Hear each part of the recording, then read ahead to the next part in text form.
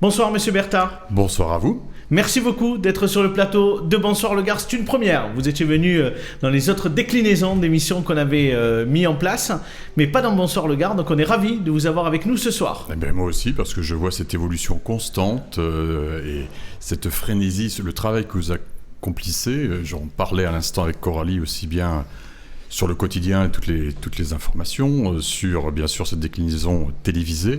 Et puis, j'oublie pas votre mensuel. Moi, je vous avais toute mon admiration. Et comme on est dans un pays où manifestement la prise de risque est quelque chose qu'on ne veut pas entendre, moi je vous félicite parce que vous prenez des risques. Merci Monsieur Bertha. Au moins ça met dans des bonnes conditions pour cette interview. Coralie Mollaret est à mes côtés effectivement pour vous interroger. Et je vais d'ailleurs lui donner tout de suite la parole. Elle va vous poser la première question. Bien. Bonsoir Monsieur Bertha. Bonsoir Coralie.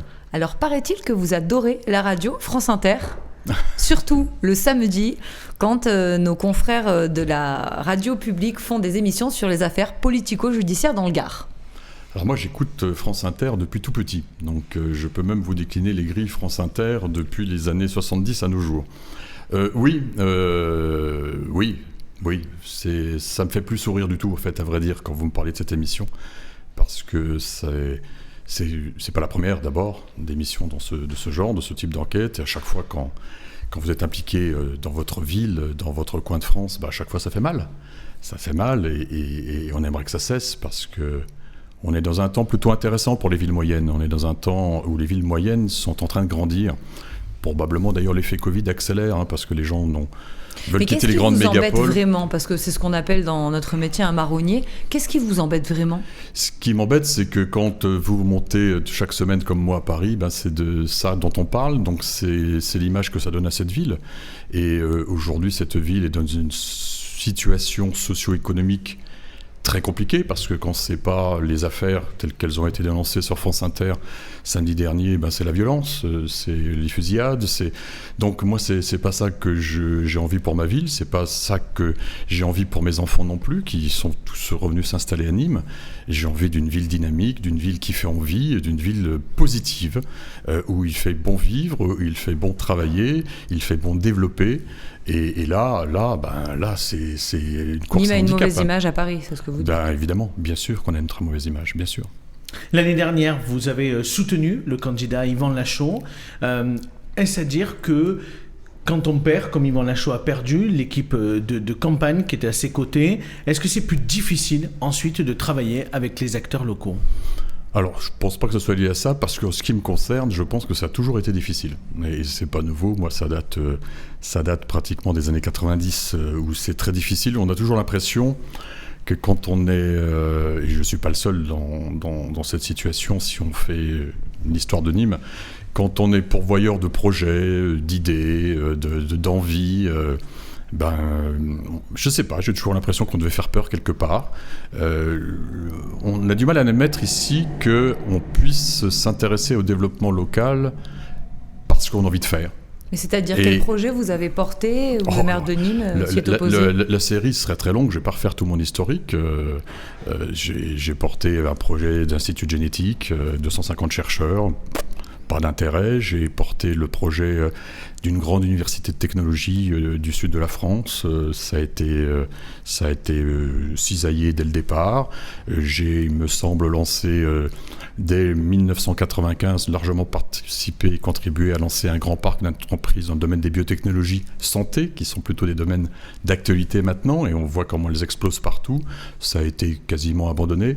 Bref, c'est très très très très difficile ici. Y compris aujourd'hui avec Franck Proust, le président de Nîmes Métropole. Vous avez des échanges avec lui ou vous en avez aucun ? On sait par exemple que tout de suite quand il est arrivé en fonction, il a pris une décision, c'est de ne pas développer l'Érié, qui était le projet phare d'Yvan Lachaud pendant son mandat à la présidence de Nîmes Métropole, c'est-à-dire développer la formation supérieure. Je crois d'ailleurs qu'il y a des établissements de formation qui ont décidé de quitter Nîmes dans les prochaines semaines. Oui, ça a plusieurs conséquences. Ça a peut-être peu noté, alors ça c'est pas sur Franck Proust qu'il faut mettre la responsabilité. On a eu quand même le départ de Nîmes d'une des pépites locales qui s'appelle DMS APLM, qui a préféré aller s'installer à quelques kilomètres d'ici, hors zone métropolistique ou métropolitaine. C'est bien dommage. Et effectivement, une ville comme la nôtre, sans un enseignement supérieur fort, attractif, original, identifiant, c'est une ville qui va avoir beaucoup de soucis. Alors, je vous mentionnais probablement par exemple l'ISEN. Effectivement, l'ISEN est un réseau d'écoles d'ingénieurs qui est bien connu. Et qui était là depuis quelques années. Qui avait choisi en particulier des thématiques intéressantes sur la e-santé, qui, voyant le peu de perspectives qui leur sont offertes, des réponses qui ne sont pas données, effectivement, vont probablement, si j'ai bien compris, si mes informations sont bonnes, faire le choix de partir sur Toulon. Tout ça, c'est vraiment très dommageable. Et vous n'arrivez pas à alerter, Franck Proust sur ces questions ? Moi, je n'ai aucun contact avec Franck Proust. Moi, je suis... dès que j'ai pris ce mandat, je me suis mis à disposition. Je n'ai pas d'autres ambitions que de celles d'aider, de participer de susciter, d'essayer d'entraîner. Je m'aperçois que manifestement, on n'a pas besoin de moi. Je trouve ça dommage. Parce que je fais de la politique aussi pour qu'il y ait un retour sur le local, même si le mandat de député d'aujourd'hui n'est plus du tout le mandat de député d'hier, avec les nouvelles règles qu'on s'est mis en place sur la moralisation de la vie publique. Nous avons un mandat unique, nous ne faisons pas de cumul, donc nous avons effectivement une mission qui est très différente par rapport à celle de mes prédécesseurs. Notre mission, elle est vraiment à l'échelon du député de la nation. C'est-à-dire qu'on nous attend sur les grands dossiers à Paris, et c'est vrai qu'on a peu de On vous attend facilité. aussi sur le territoire. C'est vrai que vous avez l'image d'un parlementaire qui travaille beaucoup à Paris et moins d'un élu de terrain. Après, c'est une spécificité qui vous est propre ? Non, j'essaie, c'était très immodeste de ma part, j'essaie d'être utile. C'est-à-dire que être vu à la moindre manifestation, être sur le terrain pour serrer des mains, c'est pas votre truc.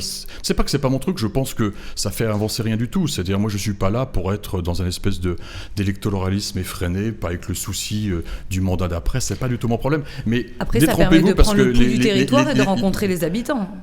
Oui, mais moi, je rencontre tous ceux qui souhaitent venir me rencontrer. Et c'est bien détrompez-vous, je sais très bien les dossiers sur lesquels j'ai travaillé localement et sur lesquels je travaille.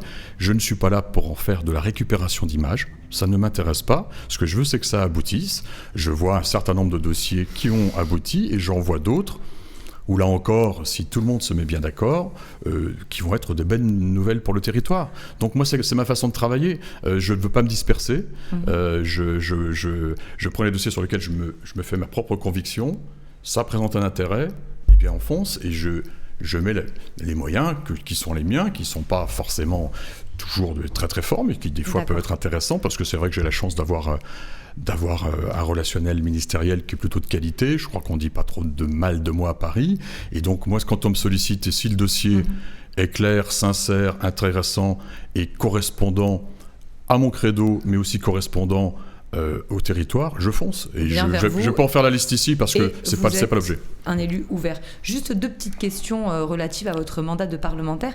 D'abord, est-ce que vous êtes favorable à l'instauration d'une dose de proportionnelle aux prochaines élections législatives, et surtout, est-ce que vous y croyez ? Parce que c'est pas le chemin que prend Emmanuel Macron.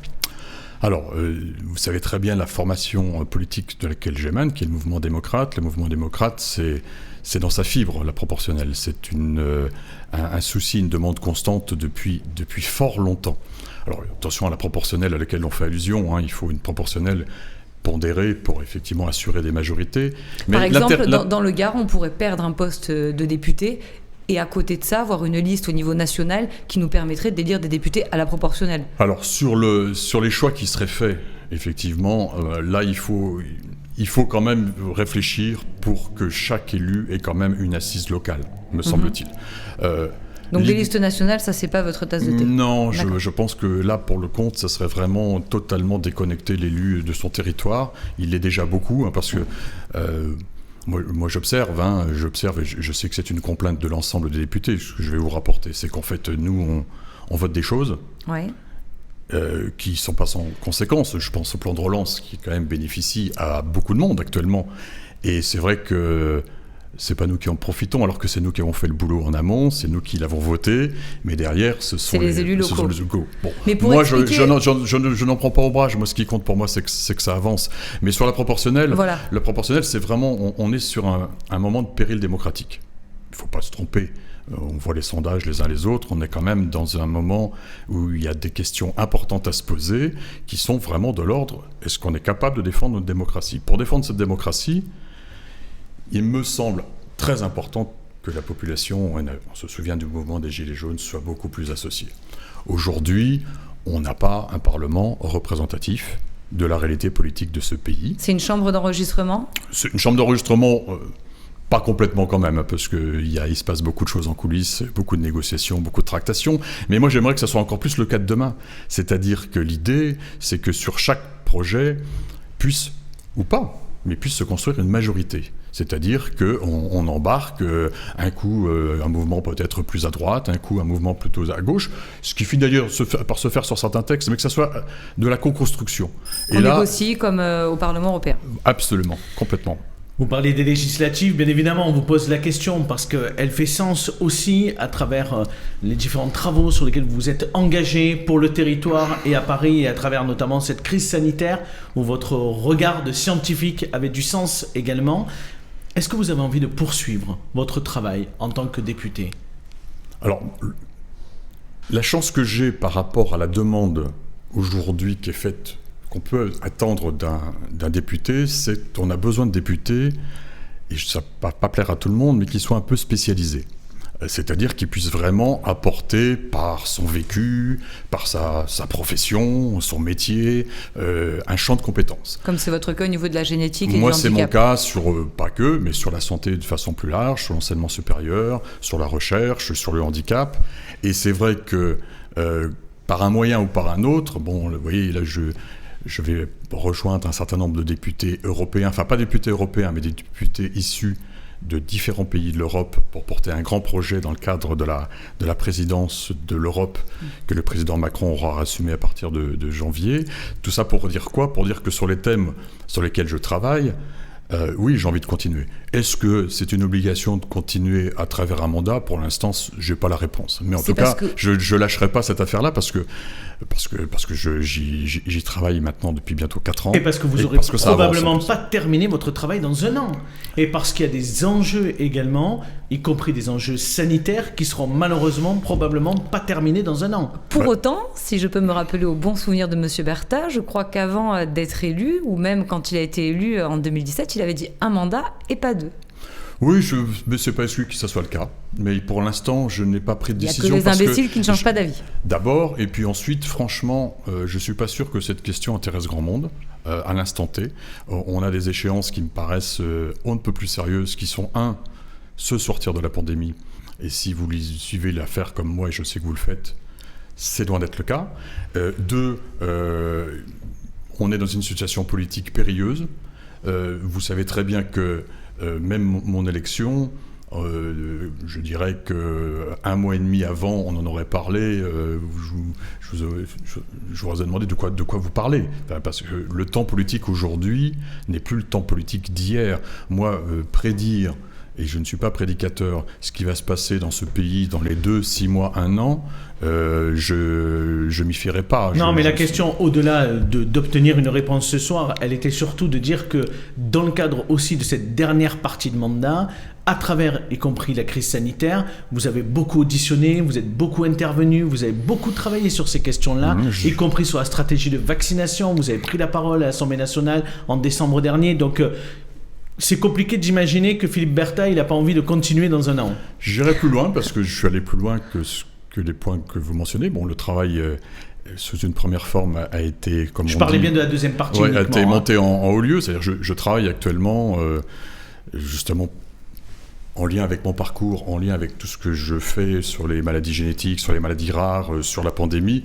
Je travaille actuellement, et j'ai déjà fait passer un premier volet en haut lieu, c'est-à-dire aussi bien à l'Élysée qu'auprès du haut-commissaire, sur un plan, qui est un plan, bien sûr, qui est alimenté aussi par mes réseaux industriels, mes réseaux scientifiques, sur une rénovation complète du monde du médicament, aussi bien dans son organisation, essayer d'avoir une organisation transministérielle, etc. Donc, oui, pour ramener aussi localement les médicaments et éviter qu'ils soient aussi produits ailleurs ou en tout cas très loin de la France. Et puis il y a surtout avec une volonté effectivement d'assurer notre souveraineté sanitaire et puis surtout de remettre la France à sa place. Parce que nous avons complètement décroché alors que nous étions dans les 3-4 premières nations mondiales dans le domaine de la santé et du médicament. Un mot peut-être rapide pour finir, parce que le temps nous est compté sur la crise sanitaire. Quel regard vous portez sur le Gard aujourd'hui avec un taux d'incidence qui reste stable mais qui augmente un petit peu?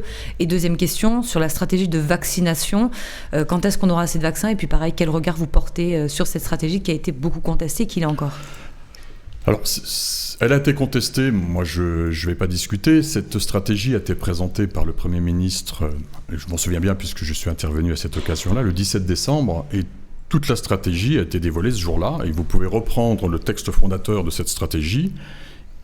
Cette stratégie, elle est respectée ligne à ligne. Le choix était un choix audacieux, qui n'a pas été fait par d'autres, qui était de se dire... On va plutôt d'abord aller vers des populations les plus à risque, donc les populations les plus âgées, les plus fragiles, en sachant que c'était certainement les plus difficiles à aller vacciner. Il fallait intégrer le réseau des EHPAD, aller dans les EHPAD, donc effectivement ça a pris beaucoup de retard. Sur l'autre volet, moi je suis très confiant pour plein de raisons, mais en particulier par l'arrivée du vaccin qui va nous arriver dans les jours qui viennent, pour lequel moi je suivais son évolution depuis un certain nombre de mois, qui est celui de Johnson & Johnson, dont le nom français, en fait, le nom européen de cette entreprise, c'est Janssen. Parce que, ils ont une force de frappe de bioproduction qui est phénoménale par rapport aux autres, et 2, ils ont une association avec Sanofi qui va mettre au service ces centres de bioproduction. Donc ça veut dire qu'on va enfin avoir, dans l'Hexagone, un niveau de production de doses vaccinales très très important qui va nous permettre vraiment cette fois-ci et un vaccin de tenir tout aussi efficace que les autres? Tout aussi efficace et surtout avec 2 avantages. Bon, l'un est déjà partagé par d'autres, c'est la température ambiante, et 2, c'est une seule dose. Et là, ça change tout. Merci beaucoup, Monsieur Bertha, d'avoir répondu à nos questions.